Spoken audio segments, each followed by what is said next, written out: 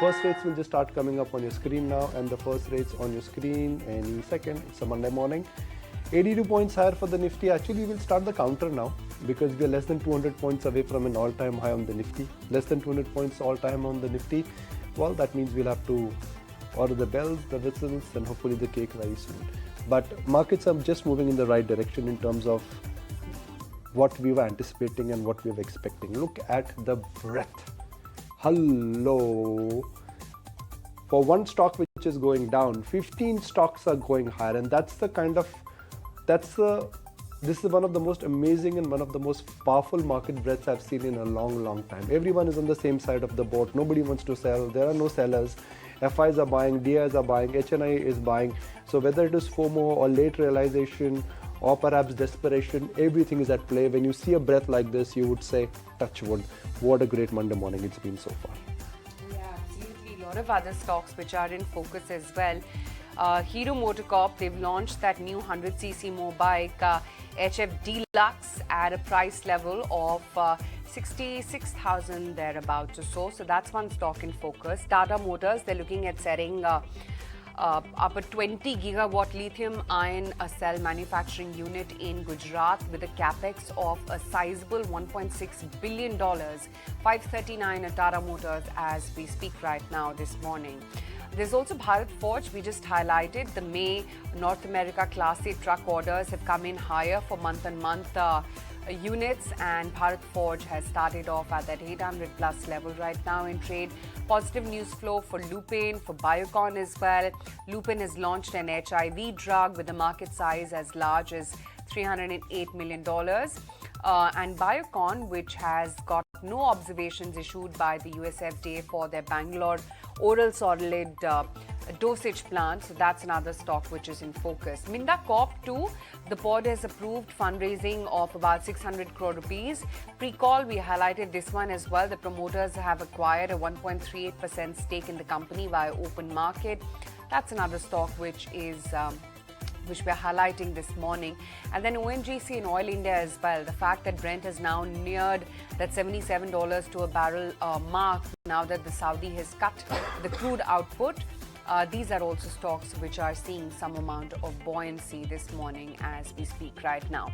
AU Small Finance Bank, considering Citi has downgraded the stock now to a neutral from the earlier buy.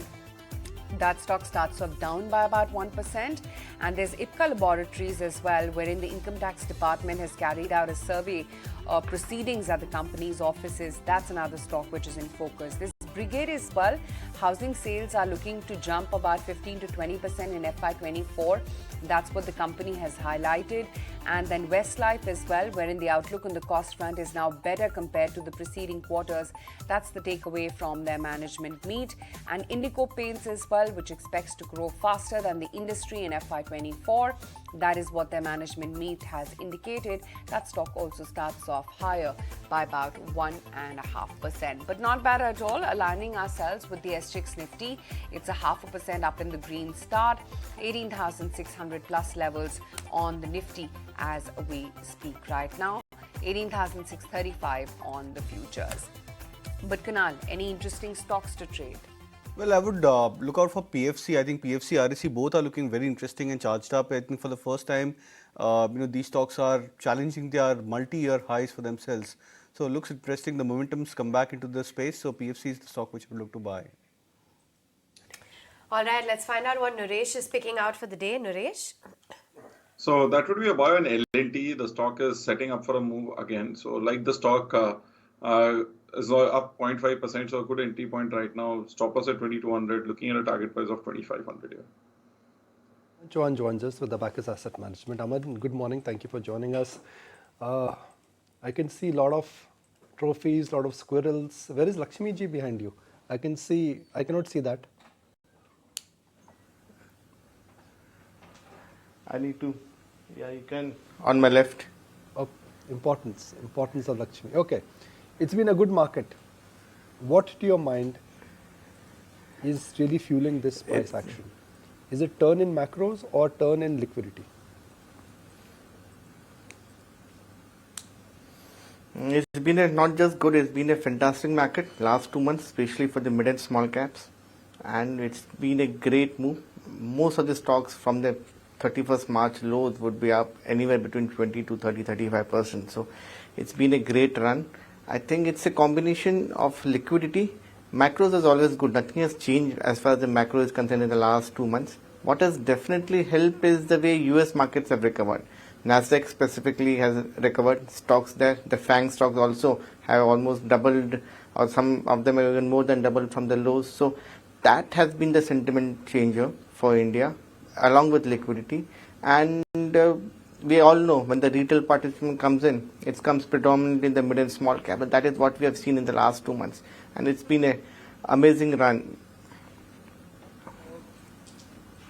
How would you stack up the risk-reward ratio after the recent run? Do you think this market still has a long way to go before it tops out?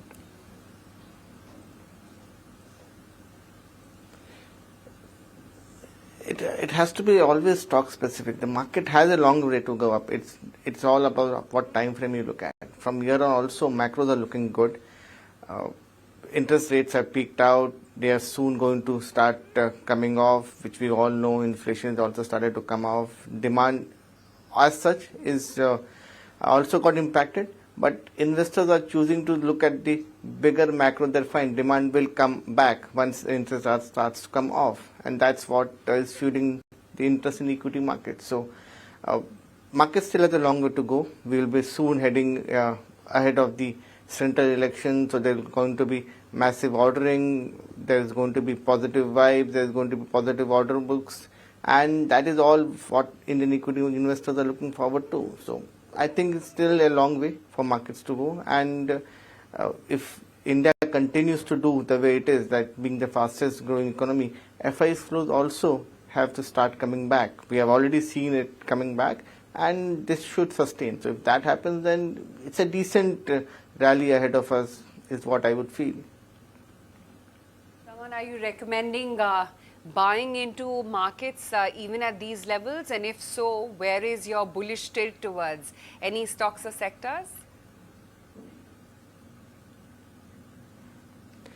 Yeah, there is always something which is looking good. There is always something which is looking expensive, and hence we would want to avoid. So at the current juncture, financials are still looking good. I remember last time also when we spoke about it, I mentioned about that. Financials continue to do well.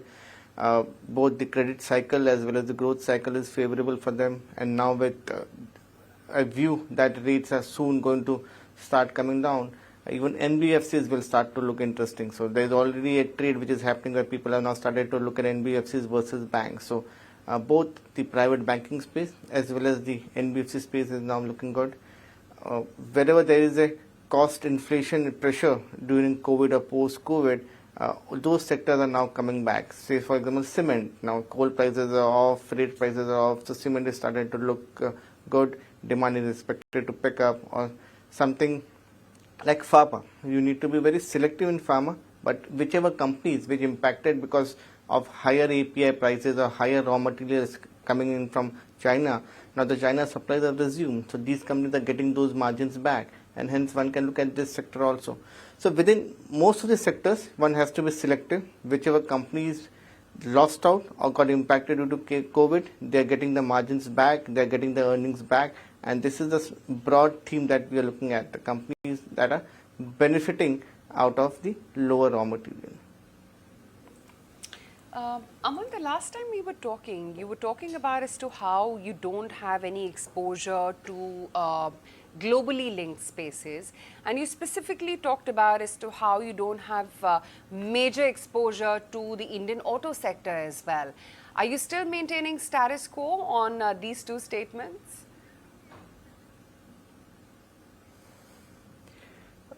On autos, yes, we still don't have exposure. The call has not worked that well. Markets have done well, auto companies have also done well. But we continue to maintain our stance that it's not something that is thematic for us. It's more of a tactical trade, and we would like to skip the tactical trade for now. And auto companies in India are neither fully prepared for the EV, and the valuations are completely out of sync as far as the global valuations are concerned, where all the global majors are still trading at a single digit P, except for maybe Tesla. So autos, yes, still we don't have exposure. Globally linked sectors, we indirectly say we would have a single-digit exposure to commodities, or we would have a single-digit exposure to IT, which are in a way linked to global sectors. We don't have a direct exposure like a company would, where exports would be the major driver, except for say IT. Hi, morning. You said you'd completely avoided the IPO space, but wondering what would change your mind. Are you not convinced by the company's commitments to maintain profitability, turn things around within the new age fintech space?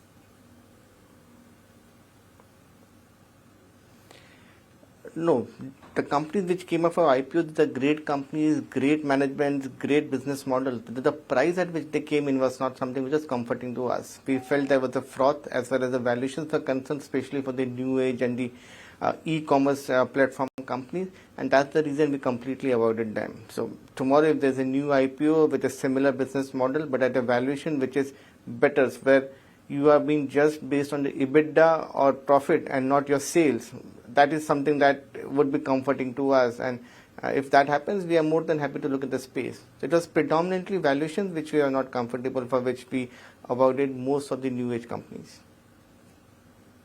As we roll from the first half of this year to the second half of this year, one tailwind is lower commodity prices, something which we've also spoken about. But what about the other tailwind, which is lower interest rates? What's the best way to participate in that?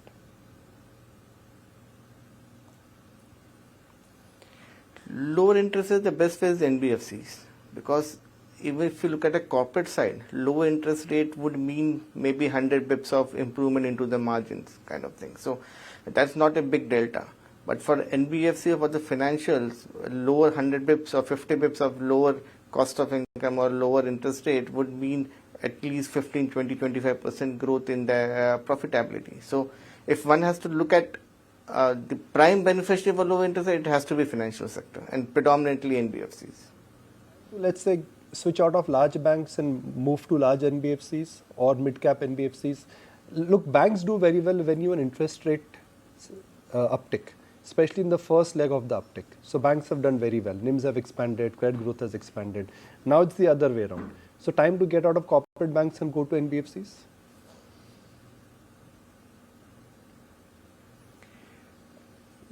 Yeah, that can be a one way to look at it. It all depends as to how much exposure we want to have into NBFCs. See, NBFCs, banks any day are more, we can say, a long-term sustainable business model versus an NBFC, because they have a good liability franchise, right? So from that perspective, for the next, say, 2 years, NBFCs can do better than banks, but it's not that you just completely switch out of banks and get only into NBFCs. I distinctly remember exactly a year ago, you were at our office and we started talking about small themes, and you were very bullish on railways, and that theme has done very well. And I distinctly remember that you were bullish on, let's say, and these are your portfolio companies, so we can talk about it, names like Titagar. Where are some of those railway stocks headed?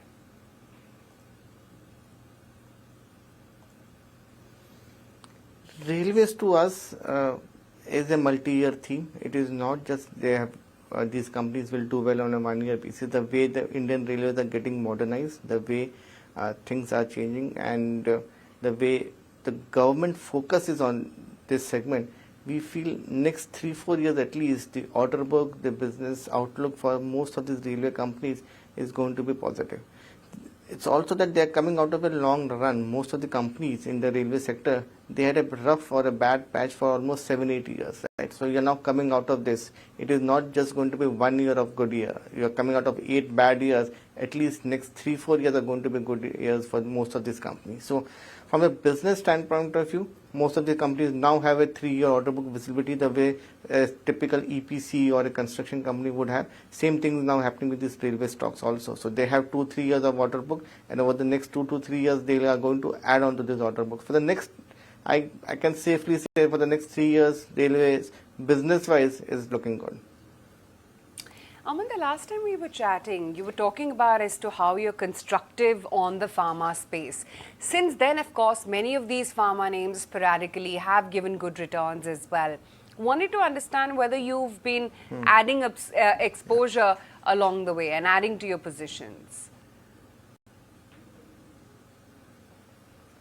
Yeah, we are adding to the pharma exposure, and as I mentioned, we are looking at companies which are benefiting from the lower raw material coming in. So that is one space that we are pretty positive, and the domestic pharma space that is doing steadily well. So these are the two sub-segments within the pharma space that we are currently focused on.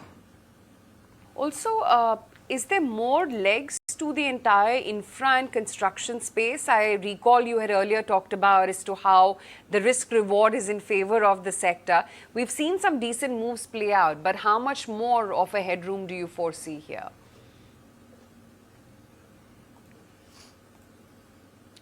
Yeah, past 3-4 months, this sector has done well. Most of the stocks would be closer to their 52-week highs, and I think over the next at least 2-3 quarters, this segment will continue to do well, because before the election comes in, the 6 to 9 month space is when we see high tendering activity, we see high incremental orders coming in, and this is something which is going to be a positive news for the full sector, and that is obviously going to benefit the stocks. And after the recent run up also, they are all trading in say mid-teens kind of valuations. It's not that valuations have completely gone out of sync and they have become too expensive. So 15 PE for a 15-16% ROE business which is growing at 20% plus is still a very decent valuation in current markets, and I think there's still room for these stocks to continue to do well.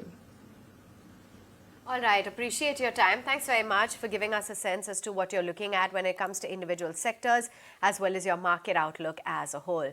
18,600 sure is being held on to as we speak, and it's the broader market as well that's contributing.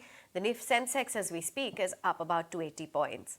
But time to put the spotlight on AkzoNobel as well, talk about their growth guidance as well as where they see input prices headed. We've got Rajiv Rajgopal, who's Managing Director, now joining in. Thank you so much for taking time out. Now, just to put it into context, when we had discussed this very same topic with players like Asian Paints, Berger, etc., they were very confident of sustaining double-digit growth. What about AkzoNobel? Will we see that kind of growth for FY24? So good morning, and clearly when you look at our results for the last year, we've ended the year growth with about 21%, even in a quarter like last year where there's been obviously a lot of aggression in the marketplace, we've ended up with a double-digit growth. So yes, on an annual basis, unless there is some black swan sort of an event, I do see that we should be poised to deliver a double-digit growth for the year, fiscal. Double-digit growth for the fiscal, and what exactly, Mr. Rajgopal, is going to drive this growth? Well, so I think both in our paints and coatings business, if you really look at, so let me take paints. I think the drivers will continue to be brand distribution, our ability to work with the influencers. We are doing a lot of work on digital. We will have new campaigns closer to the season, closer to Diwali. So really, I think, both, if you take the quarter gone by, we've actually grown pretty high, double-digit in premium. We had a bit of laggard growth in the economy and mass market where we've made some corrections. Our focus on ensuring our distribution, enhancement or increase to the next set of towns is in progress. We are seeing some good results even as we speak now. So I think the drivers continue. In our coatings business, whether it's a marine protective, automotive, we've seen a huge rebounds, in the last many quarters. Powder business, we are also going to add further capacities in Gwalior, right? So I think industrial coating business, perhaps because of coil, there is a bit of a slower growth. But other than that, I think all the businesses are well poised. So suffice to say, I think we've got strong plans and we continue in our journey to pursue double-digit growth. Right. Rajiv, with the correction in input prices now, could we see rebates, discounts increasing significantly? Actually, for the moment, yes, market is seeing a high amount of discounting in the market. So, we've seen that in the last quarter. We continue to see it even in this quarter, right? So, yes, we are holding on to prices. That's what we've seen in the industry. Depending on certain categories, are seeing more pronounced discount than the others within the paints part of the business. Yeah, so yes, paints is seeing a higher discounting. But I do believe that it's still too early to predict that the long-term trend is going to be benign, raw material environment, because we've just read this morning that there's been a cut in certain crude production, and we started seeing again crude slightly move up. So it's too early to predict. I think we live in a VUCA world, so it's really volatile and very difficult to predict. So we'll have to wait and watch. And your sector also, I must say, is getting in fiercely competitive now with the entry of Grasim as well. And I believe that you're aspiring to become the third largest player from the fourth currently. With a 16% market share currently and it becoming such a competitive space, wanted to understand what gives you this kind of confidence. So just to correct, Asha, we've got about, in paints, about a 6% market share, and aggregate would be about 7.5%. Look, I think two things. I think it's always good to be driven by ambition as long as there's a tinge of realism in it. I think obviously for us from number 4 to move to significantly higher spot, e.g. number 2, would mean a massive acquisition, which at this point of time, given the multiples of the PE, I think we have to be a little careful. So really, it's building one step at a time. The reason I'm fairly confident is if you look at the last year, I think we've already started the trend. And if you start looking at a 2-year trend, and compare it to the previous 5 years, you can see a sharp movement upwards on the CAGR growth. So we continue to be there. Yes, it's not going to be an easy ride. There are going to be a lot of bumps on the road, but I think we as a team are prepared for it. We are here for the long haul. AkzoNobel, both globally and at a country level, we are completely going to be aggressive in the market. We are invested in India. We want to see India being one of the beacons for the AkzoNobel global business. Morning, Rajiv. Always good to have you on ET now. Let's understand what the new competition could do. Do you think the new competition is going to be sensible, or we could actually see a geo moment in the paint industry? Because everybody wants to gain more market share. I mean, if the Jindals and the Birlas are entering the market, they would like to leave their mark. Hi, Nikunj. Good morning. Great to see all of you again. So, very difficult to predict whether it's going to be a geo moment or not. I think you've got to give contextually. If you look at this industry, the top 4 players account for almost 80% of the market, right? And we've had many entrants, we've had many players coming in. Some are doing well, to be respectful and also realistic of what's happening in the market. That said, I think each of us have put in strong growths if you take the last 2 years, and I see no reason why that will not continue. Now, on your geo moment, I think one has to look at a complete differentiator, and each of us are working on our strategies, are working on our templates, a playbook to make sure that we continue to win in the market. From an AkzoNobel perspective, look, I think the journey has changed. I think the journey is now to really look at India in a much more serious manner in terms of how can this become a beacon of growth globally. And I think that's where me and my team are completely sort of putting our heads on the ground and really focusing on delivering strong business growth. So on your geo moment, I do think, yes, that there could be 1 or 2 differentiators, pricing being one of them perhaps. But look at the industry. I mean, when you're a market leader with a 55% market, operates at an EBIT margin between 15 and 20%, I don't think there is too much for new players to come in unless you've got very deep pockets and you're committed. And you're committed not just to a 3 or 5 year, but to a more than a 10 year sort of a runway. So it's not going to be as easy. I always say in this business, additional capex is not an indication of where the business can land, unlike say in telecom, where I've also worked before. I think brand distribution, the ability to work with influencers in a meaningful manner, etc., are going to be differentiators. So yes, I see some early signs of couple of players trying to create it, but I do think that they should also expect a terrific fight back. Why is that paint industry has not seen any impact of inflation? I look at the volume numbers for the industry and your peers for the quarter gone by, and by the way, we are still discussing March numbers here. We are almost more than 50% done in this current quarter. The volume growth is impressive. Yeah. So I think 2 reasons, I would say, and when I look at it from our perspective, we've seen in the last quarter, the faster growths coming in the tier 2, tier 3, tier 4 towns. And that's where we've seen a volume growth. What surprised me was a bit of a K-shaped sort of after many, many quarters, a little more of a K-shaped sort of a phenomenon where we saw premium really disproportionately grow for us compared to our mass and economy. Yeah, so that's an area. I think volume growth is strong because look, I think while inflation is there, even at a very headline level, India inflation is far more benign when you look at rest of the world. Yeah, and while yes, home loan rates have sort of gone up, etc., you're still seeing when the results come of housing, companies, you can clearly housing finance companies, the results are terrific. So clearly, the younger generation is clearly looking at buying a first home quickly, and that's an opportunity for us. Also remember that 20-25% of this business comes through the new construction, new build, right? And we've seen some terrific rebounds, and that's also borne out when you look at the last quarter, the results of some of the companies, right? The real estate companies.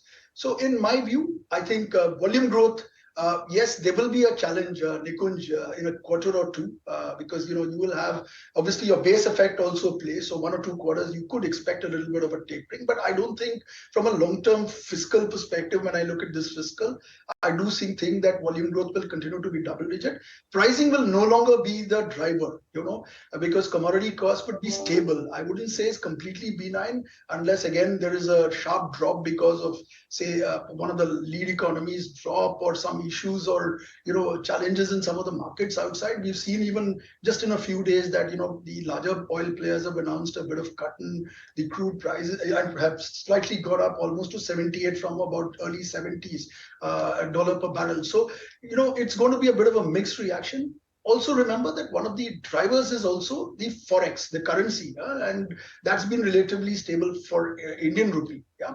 So in all, I do see volume growth because I do see consumption happening. I haven't seen a significant drop in consumption. It's different by different segment, different by different pop strata, but consumption is still happening. Great. Rajiv, always good to chat with you. Thanks for taking the time out and joining in. Thank you. Good day. Bye-bye. Okay, let's move on. Let's just revisit what the market has settled in at, and I'm just going to refresh my screen. We've started off, of course, on a strong footing, eased off just a tad bit from there. So we're no more around that 18,700 print for the Nifty futures. Look at Tata Chemical. That's your big mover today. It's holding up almost 7% in trade. That stock will just come up for you on your screens. That's your big star performer. There's Hindustan Aeronautics as well, a solid 2.6% gain there. And then, of course, India Cements, Axis Bank, PVR Inox and M&M, these are your other high flyers, along with ICICI Bank, which is also holding up a good 1% as we speak right now. But let's hear out some of the top India Inc. voices that we had all through the Times Network India Economic Conclave. If we have to grow for a faster pace, which we should be growing with the kind of population that we have, India needs to grow at 8 to 10% in the coming few years. And for that, the facilitation of the government side, I can tell you from a business point of view, is extremely important. The way government is coming around to helping the sectors that are defining how the growth will happen. Credit must grow at approximately 18 to 20%. For credit to grow 18 to 20%, it has never happened in India. And I don't think we have today, we do not have banking or the NBFCs or anybody who can grow it that much. So we are capital starved. And therefore we have to work towards getting capital. My belief is the recovery in 2024 is 100%. And you might start seeing a bit of a recovery in the areas where there is a slowdown by end of 2023. So overall, right now it is India's year. So let's celebrate India's year. Electronic जो है आज दुनिया नहीं चाहती है कि Hindustan resource develop करे, import base रहे और हिंदुस्तान इलेक्ट्रॉनिक डेवलप करे. वो क्या बोलती है कि आप स्मार्टफोन बना लो, आप लैपटॉप बना लो, लेकिन चिप्स आप हमसे खरीदो. ये कैसे हो सकता है? ये कैसे हो सकता है? हम सेमीकंडक्टर बनाएंगे. हमने कफन बांध रखा है सिर पे.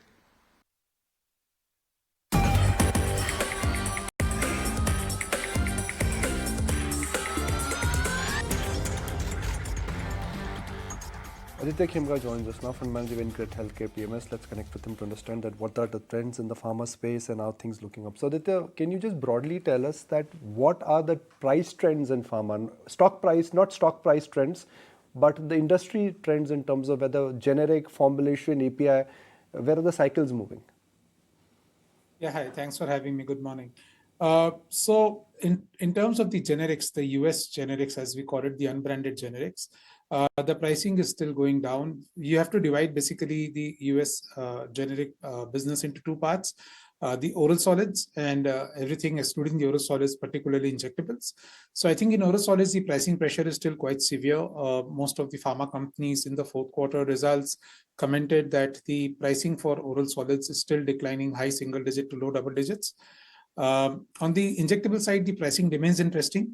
Most of the injectable products continue to be in shortage in the US market, and hence we see single digit or low single digit price inflation in those products other than price erosion.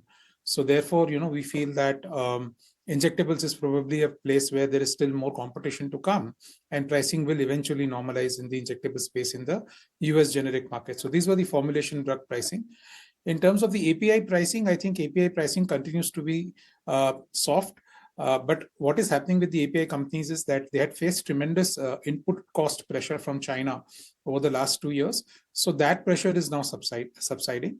And because the pressures in the input cost are subsiding, we have margin accretion happening across API companies. So Chinese chemical factories are basically back online, back in full swing. But the Chinese consumption isn't really back full swing.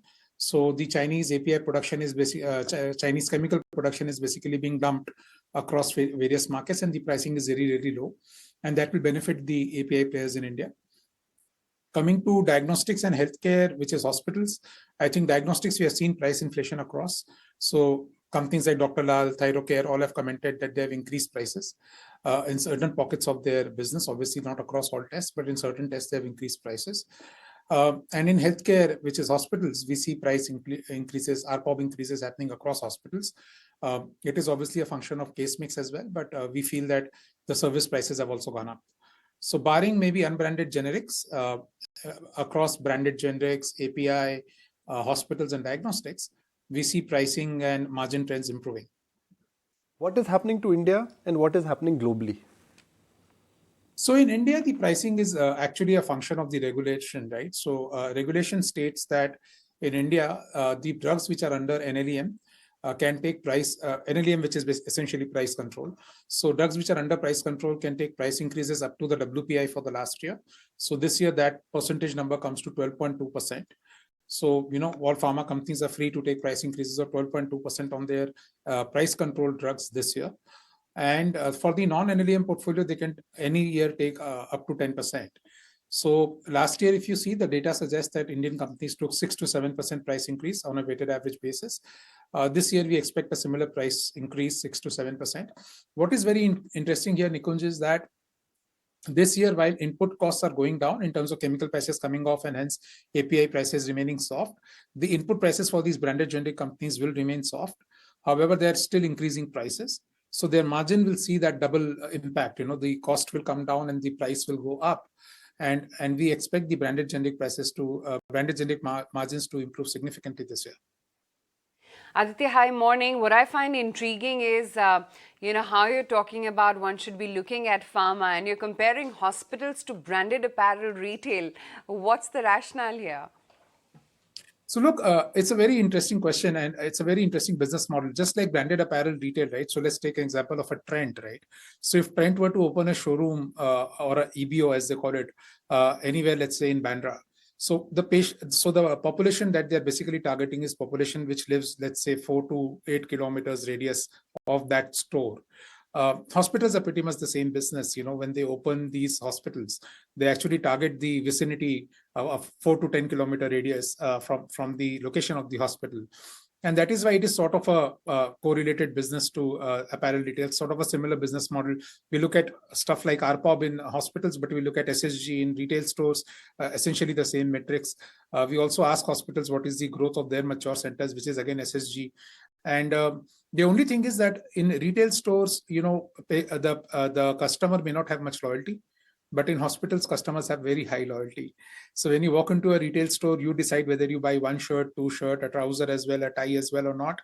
When you walk into a hospital, you just don't get to decide what you buy and what you don't buy. You're told what to buy and what not to buy, and you have to buy. So that's one distinction. The second distinction is in the retail stores, you have a lot of inventory, and inventory is the biggest challenge to manage for these guys. So working capital is generally high. In hospitals, the working capital is actually negative. So we compare the operating model to hospitals and retail stores, but the economics of our hospitals are far superior to retail stores. Hospitals have a very different way in where things move. You know, there is an insurance angle, there is a profit sharing angle with the doctors, the capex is insanely high. So can we really compare them? And there is no e-commerce, by the way. Yeah, that's true. So let's see, hospitals have insurance angle, that's true, and retail stores don't have that. But there are other compensating factors, right? As I said, hospitals don't carry inventory, they don't carry working capital, retail stores carry working capital. If, for example, let's say in retail, so you said hospitals, for instance, do not have, or hospitals, for instance, have a profit sharing, right, with the doctors. In some sense, they have to pay the doctors. The retail stores have to pay the designers, right? So it's not that different if you think about it. In fact, if you look at the economics, as I would put it again, so the way we compare it is on the strategic side, that if I am a business owner of a hospital chain, and if I were to open a new hospital, what are the variables that I look at, and how would I evaluate if my hospital is doing well or not? Those metrics that I look at when I open a new hospital and how I evaluate my hospital are very much similar to the metrics a retail store looks at when they open a new store and when they evaluate whether the new store is doing well or not. So that is the perspective from which we are coming, that they are comparable.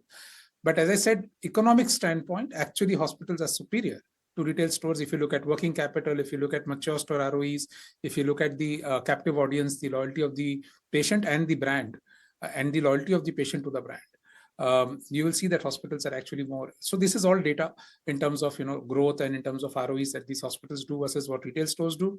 So data tells us that hospitals economically are superior, but the strategic way of looking at these businesses, operating models, are actually similar. Right. Okay, Aditya, interesting. Thanks for joining in with your observations there. Thank you. Okay, that's the view coming in from Incred Healthcare PMS, talking about how is it that one should be looking at pharma as a space right now. But Nikunj caught up with market veterans like Nilesh Shah, Mark Mobius, Shankar Sharma on the sidelines of Times Network's India Economic Conclave. Here's their view on whether or not the Sensex is going to hit the 1 lakh mark and how soon will that happen. As most of you will agree, India is a rising story. वो पता है sir, वो आयशा ने बता दिया. India is great, India is rising. We are the 5th largest market economy in the world. Now you've come, everybody is waiting for you. They want to know, Nilesh bhai, how can you invest and make money? That's it. बस और कुछ नहीं. एक सवाल में I'll end this discussion. When you are giving me a low volley, and I was resisting not to hit it, but now I don't have a choice. Just invest in Kotak Mutual Fund and that's it.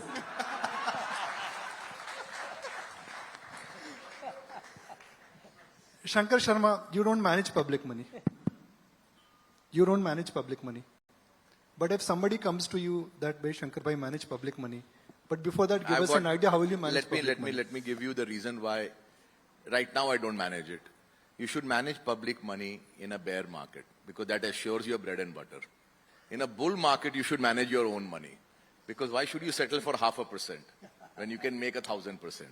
So you see, I'm very flexible. I'll switch between public and personal money depending on the market. So I'm managing personal money because I'm very, very bullish. I can make 1,000%.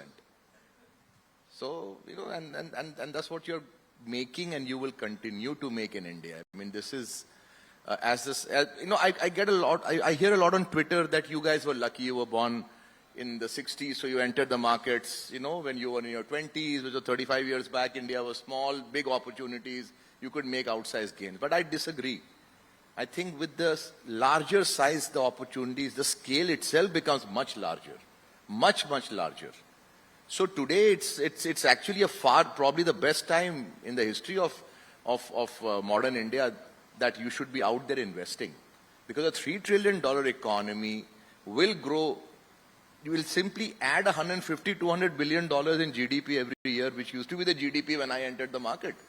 So, I mean, just the scale is massive. Nothing is lost. It's not too late. Get in now. Mark, how are you approaching this market? Indian markets are not far away from an all-time high. The Bank Nifty last week hit an all-time high. For somebody who's not invested in the market right now, according to you, how is the risk-reward ratio stacked up? I think, one of the things we learned from this session we just experienced, this idea of consciousness and positivity. In other words, the power of positive thinking is so critical when you're investing. Because as you just said, it doesn't make any difference when you're going to be investing. It's a matter of being invested, because in the long run, the markets will go up. There will be periods of bear markets, yes, but in the long run, the bull market will be very, very fruitful for investors. So if you ask me, should we invest now? Yes, we should be invested now. And particularly when we look at India with this incredible growth, 7% growth for a population of over 1.4 billion people. This is an incredible accomplishment. And this, I believe, will continue going forward. So the best time to invest is when you have money. Mark, first, thank you that you've been part of, the IC conference from last couple of years. In 2017, when you came for the first edition of IC in Mumbai, you had one investment in India, then it became two. Last time when we spoke, it is three. This is the fourth time you've come to IC. So can I say that you have 4 investments in India now? It's amazing that you remember that. And it's also amazing we now have 4 investments in India. So what are those 4 investments? I only know 3. Apollo, Persistent, and then I've lost the last 2 names. Well, of course, we have the Apollo. Yeah, that we know. The Apollo. Persistent, you've told us. I'm not going to tell you what the other one is because we're still buying. At every IC, you tell us a name. At every IC, you tell us a name. So basically, we're looking at technology fundamentally, and we're looking particularly in the future at hardware, because we believe that although India has made incredible accomplishments in software, India is the leader globally in software exports. We believe going forward, hardware is going to be very critical and very important in India. So semiconductors and businesses related to semiconductors will become more and more critical in India. In our portfolio, the largest investments we have before India are Taiwan, and that's because of the semiconductor industry. And we believe this is going to be coming to India. So you own 4 stocks in India, and one of them is directly, indirectly a play on semiconductor. Well, no, it's software. Okay. Semiconductors not yet, but I believe going forward, this is going to be important. Okay. Shankar, you are looking at investing where you can make 1,000% return. How are you investing? Where are you investing? And which is the next stock which could give 1,000% return? I'm meeting potentially one such company tomorrow. Can I come with you? Well, let me finish investing, and then you're most welcome to come with me. So which is the last company you've already met? Tell me that one. This morning I met one which I'm already invested in, and I think it's a great story. And I'm making about, not a lot, about 60% in less than 6 months' time. So we'll take that, right? I mean, that's not 1,000%. We are blind खेल रहे हो. Scene की बात करते हैं. No, but there are, I'm really telling you, Nikun, it is incredible, the entrepreneurial energy. It has never failed to amaze me. That the number of companies out there with fantastic business models, and now promoters that generally improve their governance or being forced to improve their governance by more stringent laws. Whatever be the reason, at least there's better transparency, and valuations are still not demanding. I mean, I can tell you If you do a simple run, and as media houses you will, mid-teen multiples, also decent sized companies are available. So this market is crazily undervalued at the mid and the small end of the market, for sure. Now, notice the word crazily undervalued, and that's what I think we should focus on, that it's time to start doing treasure hunting in this kind of a market. So what we are at 18,500 on the index. I think Shankar, Mark and Nilesh bhai, all of them are of the view that abhi to party shuru hui hai. So Nilesh bhai, party kyun shuru hui hai? Why do you think right now the best is yet to come for the Indian markets? Because historically we've seen economy and markets, they don't run together. So let me give two answers, one lighter way, one serious. There is a small bank in Maharashtra called Shamrao Vittal Bank. There is a big, large bank called Silicon Valley Bank in US. SVB is the 16th largest bank in America. A day has come where our Shamrao Vittal Bank has to say, when you talk about SVB going into bankruptcy, that is that American bank, not the Indian bank. ऐसा दिन आपने कभी सोचा था कि India में आएगा? So that's the lighter vein answer. That's why you have to invest here. But on a serious note, the state from where I come, Maharashtra, today Maharashtra has a GDP which is equivalent to India's GDP in 2005. In 17 years, Maharashtra has reached where India was yesterday. 2001, UP and Uttarakhand were combined. Today's UP and Uttarakhand combined is where India was in 2001. And there are three other states, Tamil Nadu, Gujarat and Karnataka. They are today having that GDP which India had in 2000. In about 20 years, these 6 states have reached where India was yesterday. Now, if all of us continue to work in similar fashion for next 20 years, these 6 states will create today's 5 India. And then there are 20 other states which are also doing something. This is the journey of 1 India to 5 India in just 6 states. This is the journey of 1 India to multiple India in terms of GDP growth over next 20 years. This is the reason why you should invest. Yeah, in fact, coincidentally, just before this show, I was chatting with Ajay and had... Okay, there you have it. Very candid. Those are some of the top market veterans decoding their market mantra and sharing with us the outlook for India. Well, let's get a move on then and focus in on the textile space as a whole. Let's discuss what the outlook is when it comes to margins with the falling cotton prices, what the outlook is when it comes to the demand season, as well as how we're looking at capex plans for some of these companies. We've got with us Shiva Ramakrishnan Ganpati, who's the MD at Gokaldas Exports, as well as R.K. Vij, who's president the Textile Association. Thank you so much, gentlemen, for taking time out and joining in. To begin with then, Mr. Vij, given the fact that recently you have the ready-made garment exports in May, that showed a smart recovery after dipping about 17% month-on-month in the month of April. What is the outlook in terms of on-ground checks and how should we look at exports in this context? Sir, just requesting you to put your audio on off mute so we can hear you. Audio. Yes, go ahead. Okay. First, thank you for inviting me to say a few words. After COVID, the textile industry worked very well, and 1 year it was totally all EBITDAs were very good. Everything was going good, but from the last 2 quarters, this industry is not doing well.